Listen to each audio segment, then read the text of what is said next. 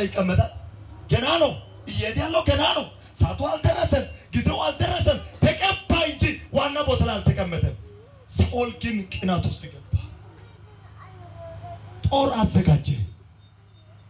ለማጥፋት መንገዶችንም ማስተካከል ጀመረ። ይከላለው ማለት ጀመረ። አጠፋለው ማለት ጀመረ። ይህ ብላቴናው ጥበበኛ ስለሆነ በቅባት የተሞላ ሰው ስለሆነ እግዚአብሔርን የሚሰማ ሰው ስለሆነ ከሳኦል ይሸሻል። እንዳይገል እንዳያጠፋ ሁሉ ጊዜ ይርቃል። ወደ ፍልስጤም ውስጥ ይገባል።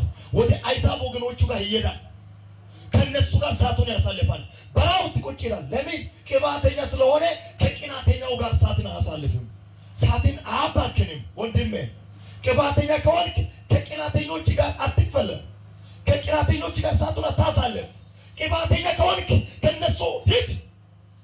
እዚህ እነሱ የራሳቸውን ስራ ይስሩ። አንተ ግን ወደ ሌላ ቦታ ይልፍ በል።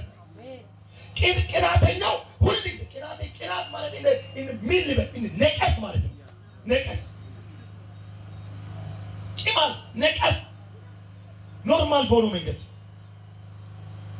ነቀሳ ማለት ነው። ቅናት ክፉ ነው። ቅናት ጨለማ ነው። ቅናት የሰይጣን ውጤት ነው። ቅናት የጨለማ ስራ ነው። ወንድሜ ቅናተኛ ነህ? ቅባተኛ ነህ? ምንድን ነህ? አቸን ደጎይታ ናቸን ጉት ወቂለው ረቡለቃና እራያጋ ጉት ተማሳልያ ቢተና ቦላ ይሎታ እራያጋ እንደዚህ ሞን ሰው ከሆንክ በልስታንደ ራስን መፈተሽ አለብህ። አገልጋይም አይደለህም፣ ተገልጋይም አይደለህም፣ የኢየሱስ ክርስቶስ ተከታይም አይደለህም። አንተ የሰይጣን ተከታይ ነህ። ራስን ፈትሽ በልስታንደ አንዳንድ ጊዜ በቸርቾች መካከል